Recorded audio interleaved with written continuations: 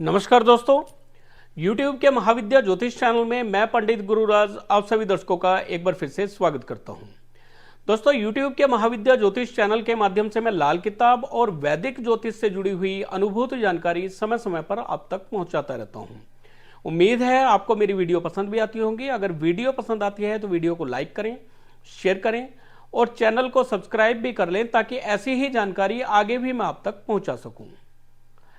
दोस्तों, अब तक मैंने लाल किताब और वैदिक ज्योतिष से जुड़ी हुई जानकारी आप तक पहुंचाई है, लेकिन आज मैं आपको एक विशेष जानकारी देने वाला हूं जिसका जिक्र आमतौर पर ज्योतिषी नहीं करते हैं।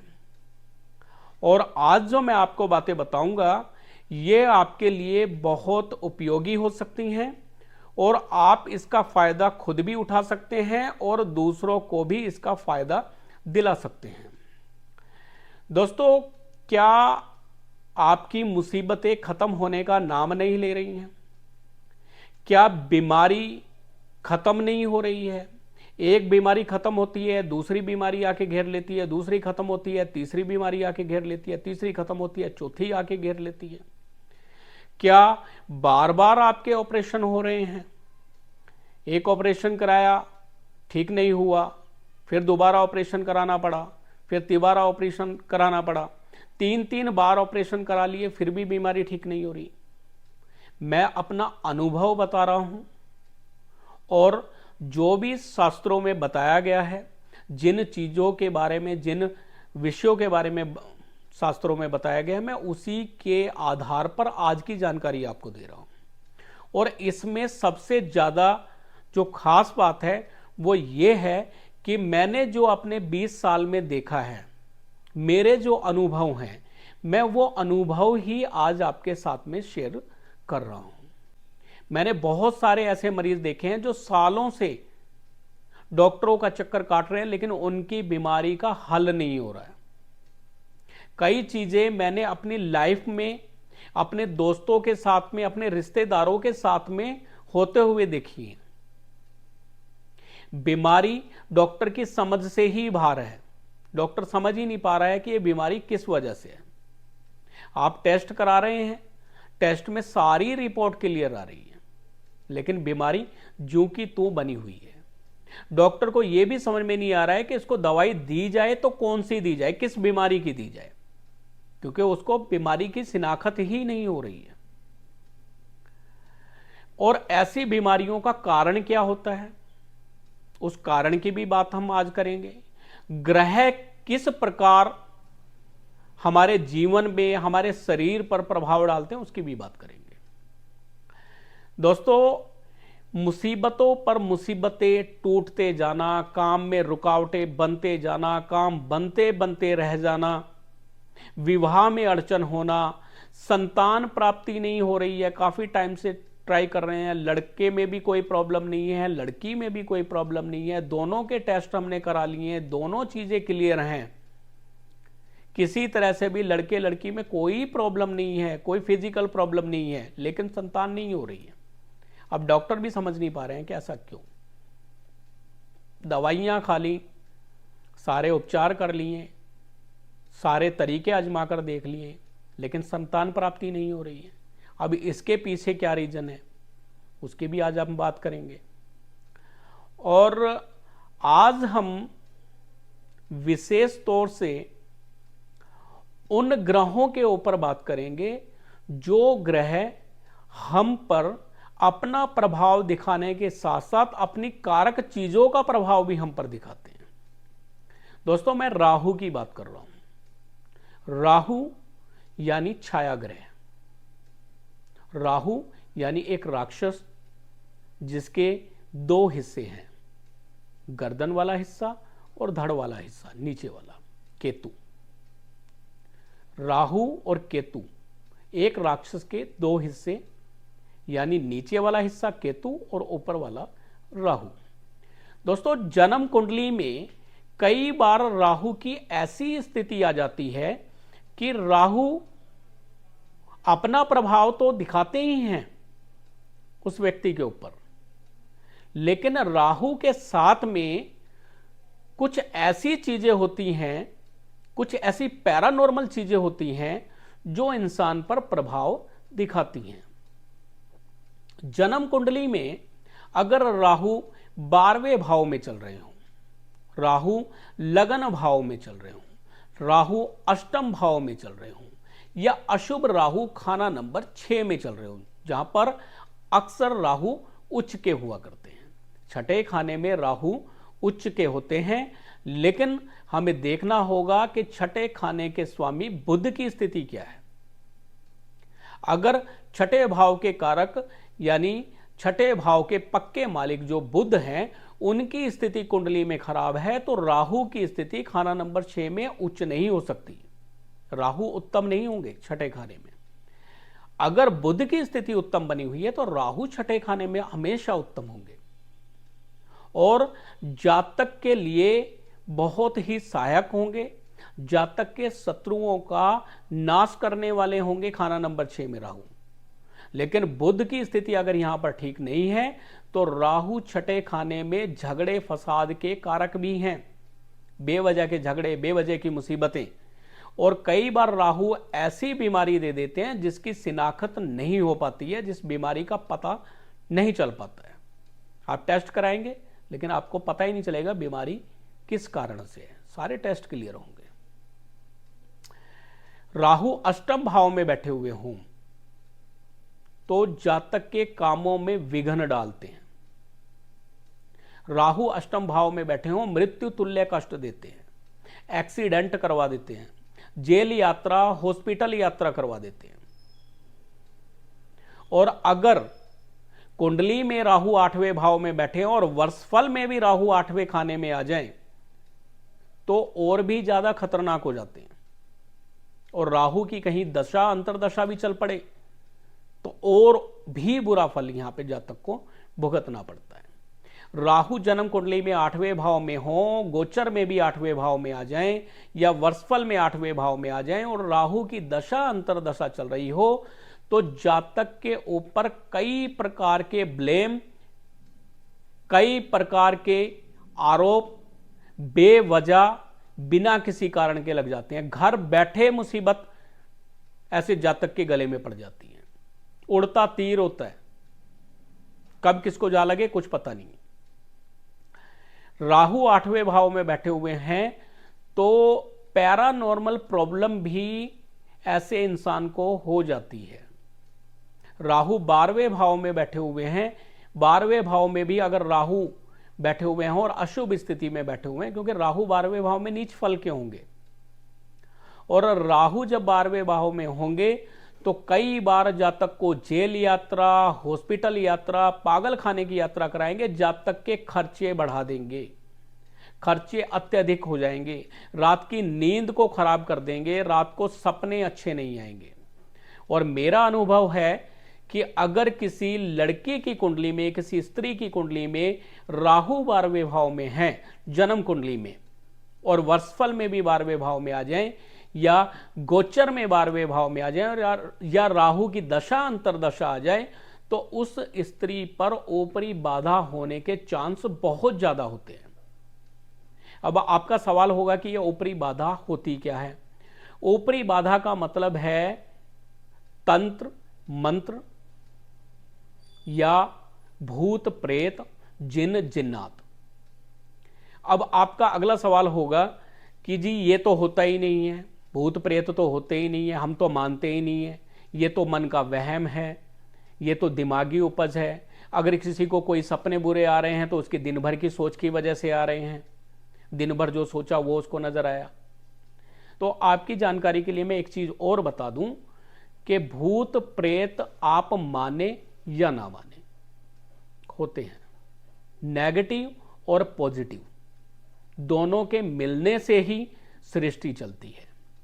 घर में अगर आपका एक बल्ब जल रहा है बिजली से तो वो भी दो तारों से जो करंट उत्पन्न होता है यानी नेगेटिव और पॉजिटिव, उसके बाद ही जलता है।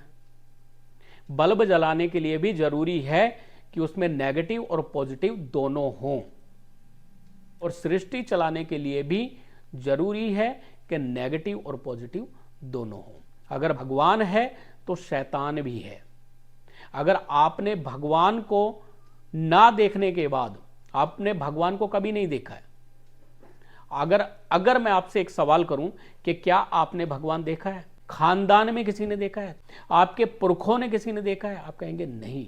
तो फिर आप भगवान को क्यों मानते हैं? क्योंकि आपका विश्वास है। आपके घर में मंदिर बना हुआ है, आपके घर में ज्योत होती है, आप मंदिर में जाते हैं, माथा टेकते हैं, क्यों? क्योंकि आपका विश्वास है कि भगवान है। अगर भगवान है तो कहीं ना कहीं शैतान भी है, शैतानी शक्तियां भी हैं।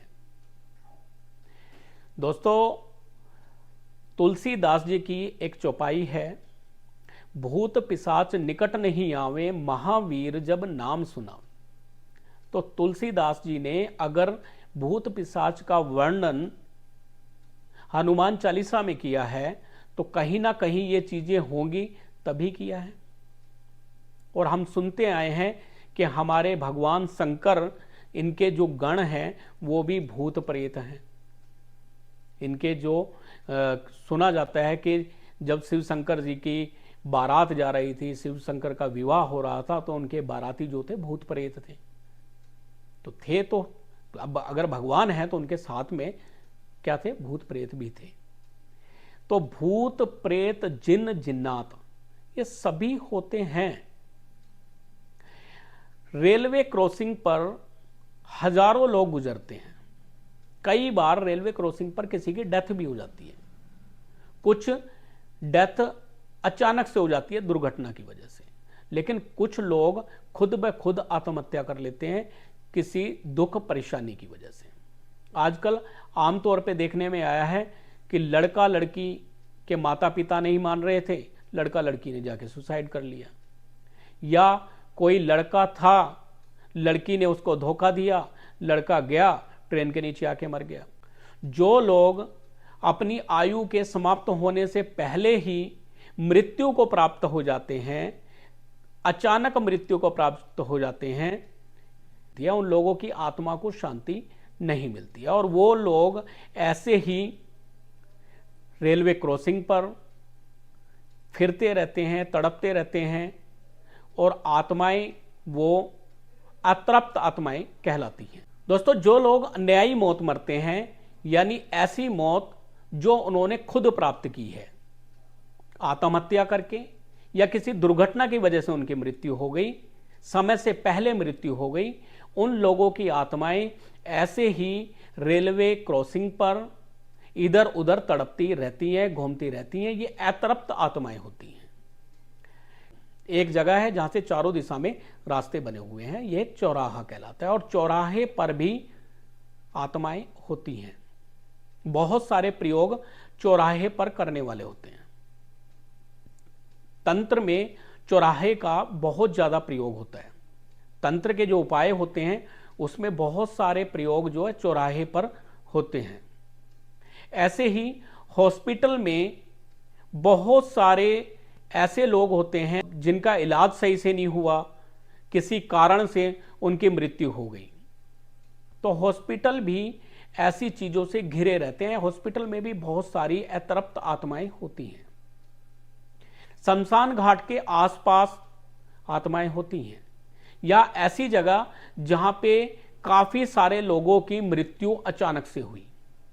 कोई बस किसी गड्ढे में गिर गई, उसमें बहुत सारे लोग थे, वो सब के सब वहां पे दफन हो गए, मर गए। तो वहां पर भी ऐसी अतृप्त आत्माओं के होने की आशंका है। जब हमारे ग्रह कमजोर हों, अशुभ हालत में बैठे हुए हों, और हम पूजा पाठ ना करते हों, हम किसी भगवान का नाम ध्यान ना करते हों, हम जप ना करते हों, घर में हमारे पूजा पाठ नहीं होता है, या हम भगवान का नाम घर में नहीं लेते हैं, तो ये नेगेटिव एनर्जी उस इंसान पर अपना हमला कर देती है, या उस इंसान के साथ में चल देती है। कई बार आपने देखा होगा कि लड़कियां खुले बाल रखकर चलती हैं। पहले के टाइम पे लड़कियों को, औरतों को स्पेशली कहा जाता था कि आप घर से बाहर निकलें, सर पर चुन्नी लेकर निकलें और बालों को बांध कर निकलें। लेकिन आज खुले बाल रखकर चलना फैशन है। आप खुले बाल रखकर शरीर पर कोई तेज परफ्यूम लगाकर, इत्र लगाकर चौराहे से अगर निकल जाते हैं, किसी ऐसी जगह से निकल जाते हैं जहां पे आत्माओं के होने का चांस बहुत ज्यादा हो, तो यही चीजें आपके साथ में लग जाती हैं।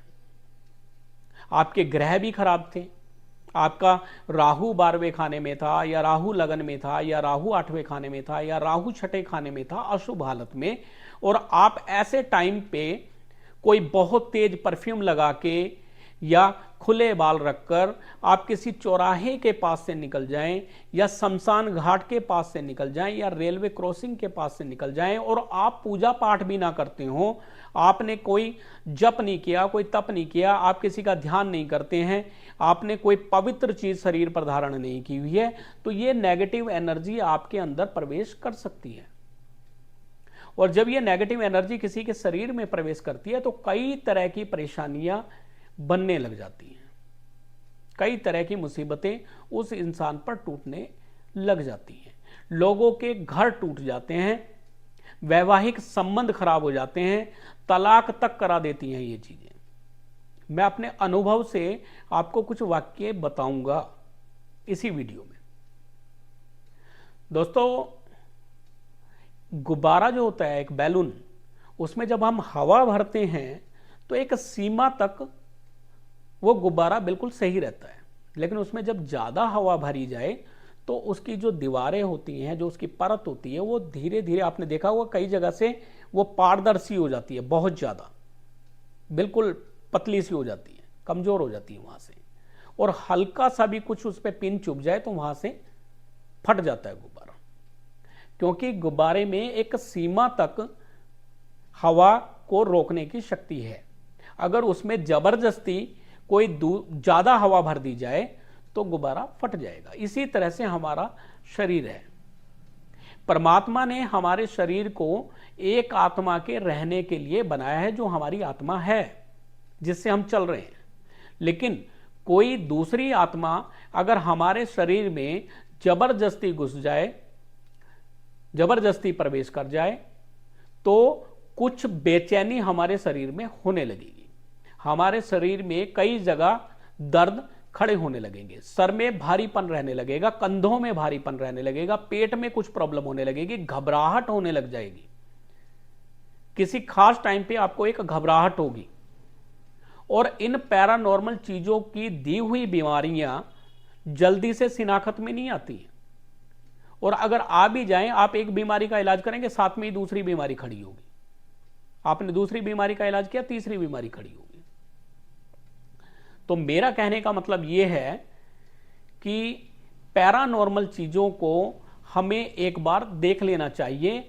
अगर डॉक्टरी इलाज से आपको लाभ नहीं हो रहा है तो आप किसी योग्य पंडित को दिखा सकते हैं। अब मैं ये नहीं कहूंगा कि आप मुझे ही दिखाइए, बहुत हैं, आपके आसपास बहुत लोग होंगे जिनको आप चेक करा सकते हैं। लेकिन हमारे पास में एक खास तरीका है जिससे हम जान सकते हैं कि अमुक व्यक्ति के ऊपर कोई ऊपरी बाधा है या नहीं। और इसमें किसी तरह का वहम नहीं है, कोई ट्रिक नहीं है, कोई हाथ की सफाई नहीं है, बिल्कुल साफ सुथरा प्रयोग है। आपने करना क्या है? करना सिर्फ इतना है कि आप कोई भी राख प्राप्त कर लें। चूल्हे की राख भी हो सकती है, तंदूर की राख भी हो सकती है। और अगर आपके आसपास चूल्हा नहीं जलाते, क्योंकि आज के टाइम में आप फ्लैट में रहते हैं, वहां पे ना तो चूल्हा है ना तंदूर है, तो आप क्या करेंगे, 4 अगरबत्ती लेंगे। अगरबत्ती को जला के उसकी राख जो है वो इकट्ठा कर लेंगे। अगरबत्ती लेंगे, धूप नहीं लेंगे, आप धूप नहीं लेंगे, अगरबत्ती लेंगे, और उसकी व्हाइट राख जो होती है उसको पेपर में आपने इकट्ठा कर लेना है। इकट्ठा करने के बाद स्क्रीन पर दिए गए नंबर पर आप मुझे कॉल करेंगे। आपने उस राख को 1-2 बार टेस्ट करके देख लेना है। अगर आपकी फैमिली के बाकी लोग भी हैं, 3-4 लोग हैं, घर में कोई सदस्य हैं सारे, तो सारे सदस्य एक साथ बैठ जाएं और उसको टेस्ट करके देखें। हम यहां से कुछ मंत्रों का उच्चारण करेंगे। आपने फोन को स्पीकर पर रखना है, हमने यहां से मंत्र का जाप करना है। फिर आपने उसको राख को दोबारा से टेस्ट करके देखना है, जुबान पे लगा कर देखना है। अगर आपकी राख जो आप टेस्ट कर रहे थे एकदम से कड़वी हो जाए, एकदम से खट्टी हो जाए, या बिल्कुल नमक जैसी हो जाए, यानी कहने का मतलब यह है कि जो नेचुरल उसका टेस्ट था उससे बिल्कुल डिफरेंट हो जाए, तो आप समझ जाइएगा कि आपके ऊपर कोई तंत्र क्रिया की गई है। और इस प्रयोग के लिए आपको मेरे पास आने की आवश्यकता नहीं है, ना आपको कहीं जाने की आवश्यकता है। सिर्फ आपने कॉल करनी है और ये राख आपको अपने पास में रखनी है। इस छोटे से प्रयोग से आपको यह पता चल जाएगा कि आपको डॉक्टर की जरूरत है या योग्य किसी ज्योतिषी की जरूरत है। और ज्योतिषी के साथ साथ अगर वो तंत्र क्रिया के बारे में भी जानता है, तांत्रिक चीजों का उपाय कर सकता है, तो वो आपकी मदद जरूर करेगा। बहुत सारे लोग अपनी इन परेशानियों से पार आने के लिए मेहंदीपुर बालाजी भी जाते हैं, कई लोग सालासर बालाजी जाते हैं। तो आप बालाजी के पास भी जा सकते हैं, बालाजी के दर्शन कर सकते हैं, मेहंदीपुर बालाजी जाके वहाँ पे भी कर सकते हैं। लेकिन वहाँ पर अगर आप जाते हैं तो आपको पेशी लगानी पड़ेगी, वहाँ पे अर्जी लगानी पड़ेगी, और बहुत सारा एक प्रोसीजर है उसको फॉलो करना पड़ेगा। और हो सकता है आपको 2 महीने में, 3 महीने में, 4 महीने में आराम आए, लेकिन जड़ से वहाँ पे प्रॉब्लम आपकी ठीक हो जाएगी। लेकिन अगर आप चाहते हैं कि मौके पे ही आपको आराम आए, तो आप हमसे संपर्क करके अपनी समस्याओं का निदान कर सकते हैं। लेकिन साथ में डॉक्टरी इलाज की भी जरूरत है। आप ये मत सोचिएगा कि मैंने तंत्र क्रिया से अपना हल करवा लिया तो मेरी बीमारी तुरंत ठीक हो जाएगी। मैं आपको किसी धोखे में नहीं रखना चाहता। तंत्र क्रिया से जो भी चीज आपके ऊपर, कोई ऊपरी बाधा अगर आपके ऊपर है, कोई तंत्र क्रिया आपके ऊपर है, उसको हम ठीक कर देंगे। लेकिन जो जख्म आपको हो चुका है, जो लग चुका है, उसका इलाज तो दवाइयों से ही होगा। हाँ, इतना जरूर है कि जब हम आपका हल करेंगे, आपका शरीर एकदम से हल्का हो जाएगा। आपके शरीर में जो दर्द थे वो दर्द एकदम से काफूर हो जाएंगे, गायब हो जाएंगे। आपको खुद को महसूस होगा कि हमारा शरीर बिल्कुल ठीक हो चुका है। और अब तक मैं पता नहीं कितने केस ठीक कर चुका हूं। जन्म कुंडली में अगर लड़की की कुंडली में राहु 12वें भाव में बैठे हुए हों, मैं आपको एक कुछ पहचान बता रहा हूं इन चीजों की।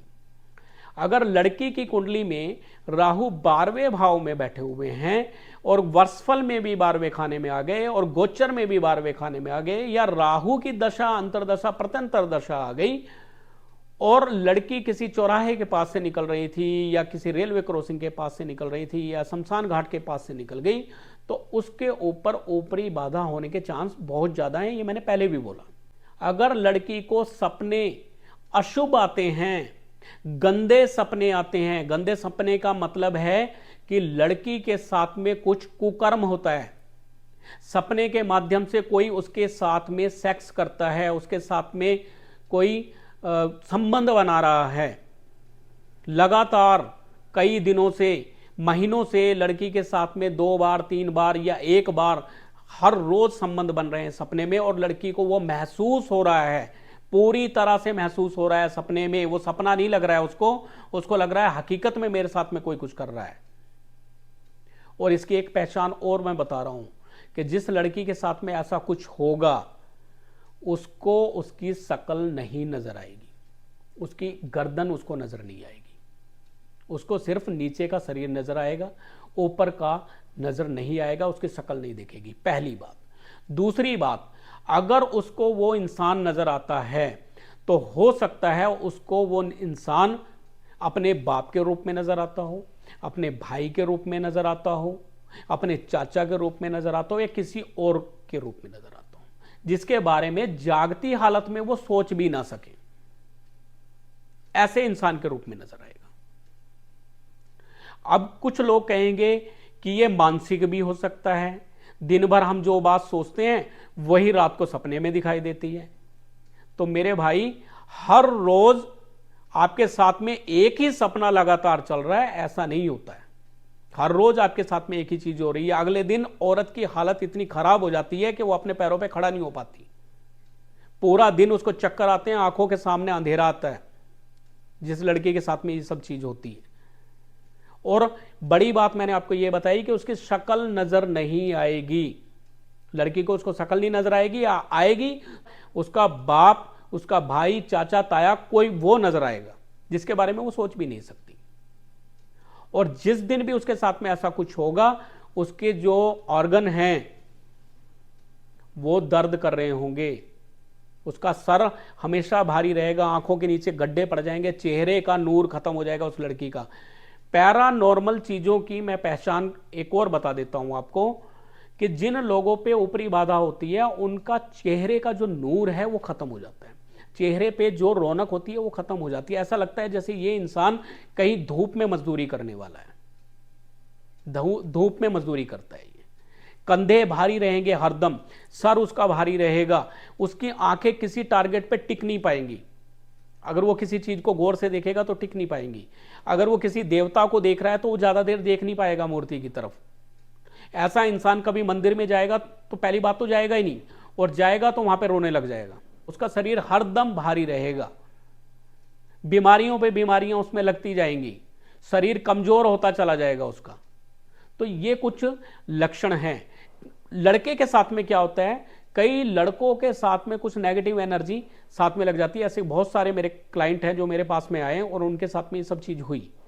जवान लड़का है, उसके साथ में कोई बाधा लग गई, कोई ऊपरी चीज लग गई, अब वो डेली किसी स्त्री के रूप में उसके साथ सेक्स कर रही है। डेली उसके साथ हो रहा है, डेली उसके साथ में सेक्स होता है और डेली सपन दोष होता है। उसको सपने के माध्यम से वीर्य स्खलित हो जाता है उसका। दिन भर लड़का टूटा टूटा रहता है, आंखों के सामने अंधेरे खड़ा होता है तो चक्कर आते हैं, वो कहीं इधर उधर ध्यान भी नहीं देता तो भी उसको सपने आ रहे हैं। उसको सपने में अपनी बहन नजर आती है, सपने में कभी उसकी मां नजर आती है कभी, और लगातार उसके साथ होता जा रहा है। तो भी हो सकता है उसको ऊपरी बाधा हो, मैं श्योर नहीं हूं यहां पर, ऐसा जरूरी नहीं है कि उसको ऊपरी बाधा ही हो। इसी के लिए मैं बोल रहा हूं कि आप एक बार चेक करा लीजिए। अगर आपको लग रहा है कि बार बार मेरे साथ में ये चीज हो रही है, बार बार मुझे कोई चीज दिखाई देती है सपने में, मेरे साथ में ये चीजें हो रही है, तो आप चेक कराइए उसको, जो तरीका मैंने आपको बताया। आप जब इसको चेक कराएंगे तो दूध का दूध, पानी का पानी हो जाएगा। और अगर मेरे अंदर थोड़ी सी भी उसको ठीक करने की शक्ति हुई, मेरे अंदर नहीं, मेरे परमात्मा के अंदर, जिनको मैं याद करता हूं, जिनके जरिए मैं काम करता हूं, अगर उनकी थोड़ी सी भी शक्ति हुई तो जिस दिन हम ये आपके साथ में प्रयोग करेंगे उस रात आपको कोई सपने नहीं आएंगे। और प्रैक्टिकल के लिए कई बार जिसको कोई ज्यादा बीमारी होती है, शरीर भारी रहता है, कंधे भारी रहते हैं, आंखें भारी रहती हैं, हम उनको कुछ क्षण के लिए, कुछ मिनटों के, कुछ घंटों के लिए हम उसको पहले ठीक करके दिखा देते हैं।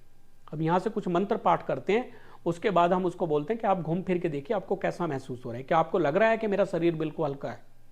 अगर आपका शरीर बिल्कुल हल्का महसूस हो रहा है तो इसका मतलब यह है कि थोड़ी देर पहले आपके ऊपर कोई बाधा थी, थोड़ी देर पहले आपके ऊपर बाधा थी, जो इस बाधा को हमने आपके शरीर से थोड़ी देर के लिए अलग किया है। अब जितनी देर आपके ऊपर मंत्र का प्रभाव रहेगा आपको बाधा परेशान नहीं करेगी और आपका शरीर हल्का रहेगा। और जैसे ही मंत्र का प्रभाव हटा, बाधा फिर से आपको परेशान करेगी। तो उसको परमानेंट कीलन किया जाता है, उसको परमानेंट शरीर से अलग किया जाता है और कुछ बंधन किए जाते हैं ताकि दोबारा आपके शरीर के ऊपर वो चीज अटैक ना कर सके, वो ऊपरी बाधा आपके ऊपर असर ना कर सके।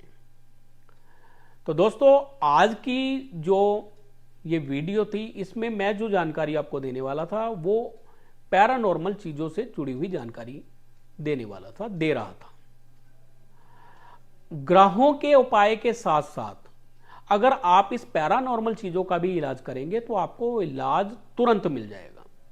राहु 12वें भाव में थे, आपको ज्योतिषी जी ने, पंडित जी ने आपको कहा कि आप किचन में खाना खाइए, आपने खाना रसोई में खाना है, आप रात को सिराने जल रखिए, सुबह पौधों में डालिए, या लाल कपड़े की थैली में सौंफ डालिए, मीठा डालिए और उसको सिल के सिराने के नीचे रखिए।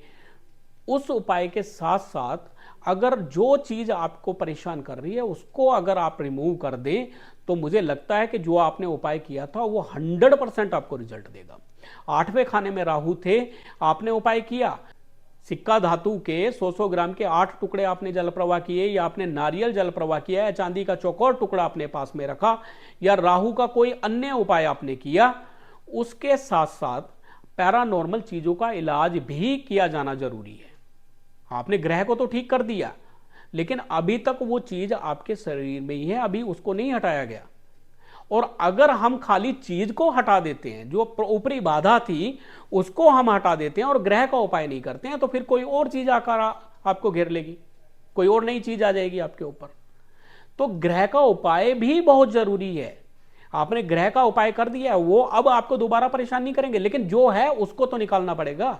जो पहले से आपके शरीर के अंदर है उसको भी रिमूव करना जरूरी है। तो जो ऊपरी बाधा का हल है, जो उपाय है, वो भी करना पड़ेगा आपको। छठे खाने में राहु है, आपने उपाय कर दिए उसके। 6 नीले फूल 6 दिन तक आपने मां सरस्वती के चरणों में चढ़ाए, बहुत अच्छी बात है। आपने सिक्के की गोली भी अपने पास में रख ली, ये भी ठीक है। लेकिन राहु की वजह से जो छाया आपके शरीर में प्रवेश कर गई है, जो ऊपरी बाधा आपके शरीर में प्रवेश कर गई है, उसका भी हल जरूरी है, उसका भी इलाज आप करवा सकते हैं। आप घर बैठे इलाज करवा सकते हैं, आपको मेरे पास में आने की आवश्यकता नहीं है। हम घर बैठे ही ऑनलाइन तंत्र काट करते हैं और बिल्कुल श्योरिटी से करते हैं, 100% इलाज होता है। कोई 1-2 की बात मैं नहीं करता, लेकिन मैंने अब तक, मुझे कोई ऐसा केस याद नहीं है जिसका मैंने हल किया हो और ना हुआ हो। फोन पे अमेरिका कनाडा बैठे हुए लोगों का भी मैंने इलाज किया है, यहीं से बैठे बैठे। क्योंकि जिस मंत्र का प्रयोग मैं करके आपको वो टेस्ट करवा रहा हूं, जिससे आपको पता चलता है कि ऊपरी बाधा है या नहीं। हमने भभूति जो चेक की है वो उसी मंत्र से चेक की है जिससे मैंने आपका इलाज करना है। और मैं आपको श्योरिटी के लिए ये बता देता हूं कि जब आपकी तंत्र क्रिया ठीक हो जाएगी, जो आपकी ऊपरी बाधा ठीक हो जाएगी, वही भभूति आपको बिल्कुल फिक्की लगेगी, बिल्कुल टेस्टलेस लगेगी। जो आपको थोड़ी देर पहले कड़वी लग रही थी, जब हम आपका उपाय करेंगे, जब हल करेंगे, तो वो भभूति जो हम आपको टेस्ट करा रहे हैं वो स्टेप बाय स्टेप कड़वी होती जाएगी और बहुत ज्यादा कड़वी हो जाएगी। लेकिन हमारे मंत्रों के प्रभाव से धीरे धीरे धीरे धीरे वो अपने असली रूप में आ जाएगी, यानी वो फिक्की हो जाएगी। और जब वो फिक्की हो जाएगी तब आप समझ लेना कि आप बिल्कुल ठीक हैं। तब हम उसका कीलन करते हैं, पैरों के नीचे कुछ कीले रखवाते हैं हम, एक नींबू पास में रखा जाता है, और जब वो चीज कीलों में कील हो जाती है तब उसको नींबू के अंदर हम क्रॉस करके लगा के उसको सही जगह पर फेंक कर आते हैं। उसको शमशान घाट में फेंकना है या गंदे नाले में फेंकना है या चौराहे में फेंकना है, वो स्थिति के अनुसार है। तो दोस्तों, आज की जो वीडियो है, ये जानकारी मैं इसलिए आप तक पहुंचा रहा हूं क्योंकि बहुत सारे लोग हैं जिन्होंने लाखों रुपया डॉक्टरों को दे दिया, अभी तक ठीक नहीं हुए। और कुछ लोग ऐसे हैं जिन्होंने लाखों रुपया तांत्रिकों को दे दिया, बाबाओं को दे दिया, पंडितों को दे दिया, वो ठीक नहीं हुए। अब ये दोनों बातें क्यों हुई? क्योंकि इलाज तो था डॉक्टरी और आप तांत्रिकों के चक्कर काट रहे हैं। क्यों? क्योंकि आपको लगता है कि आपको वहम है कि आपके ऊपर ऊपरी बाधा है। तो अगर आप चाहते हैं कि आपका वहम निकल जाए तो आप टेस्ट करा सकते हैं।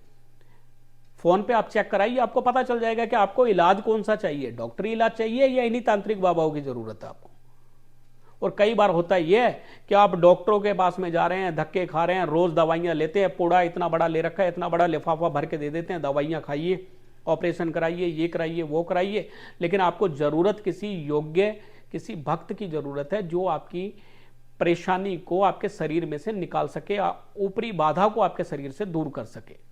और जैसे ही आपकी ऊपरी बाधा दूर होगी, आपको डॉक्टर की जरूरत पड़ेगी नहीं शायद, और अगर पड़ेगी तो मामूली दवाइयों से ही आपका हल उपाय हो जाएगा। उस दिन से आपको दवाइयां लगनी शुरू हो जाएंगी।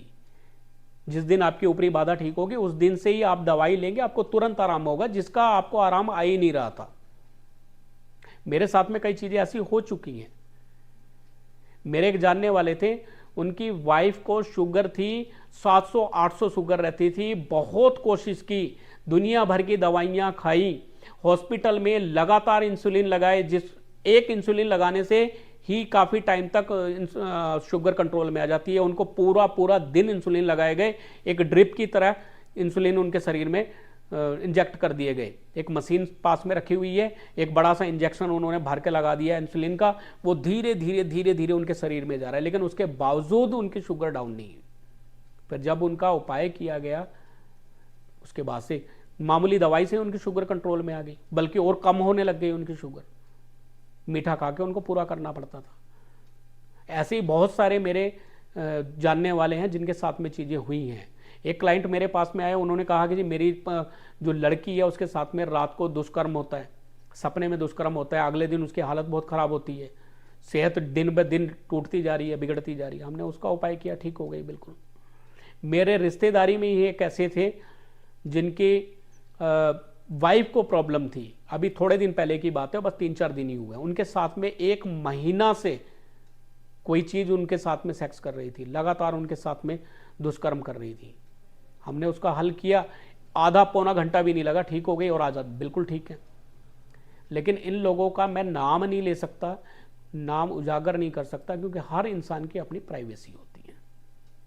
तो दोस्तों, आपने इस वीडियो से उम्मीद है जानकारी हासिल की होगी। अगर आपको कोई वहम है, आपको लगता है कि हमारे अंदर कोई ऊपरी बाधा है, या आपको लगता है कि हमें डॉक्टरी दवाई की ज़रूरत है या किसी तांत्रिक की ज़रूरत है, और आप चाहते हैं कि हमें पता लगे कि हमें है क्या, तो आप चेक करवा सकते हैं, आप टेस्ट करवा सकते हैं। आपको ये पता चल जाएगा कि आपको ऊपरी बाधा है या आपको डॉक्टरी इलाज की ज़रूरत है।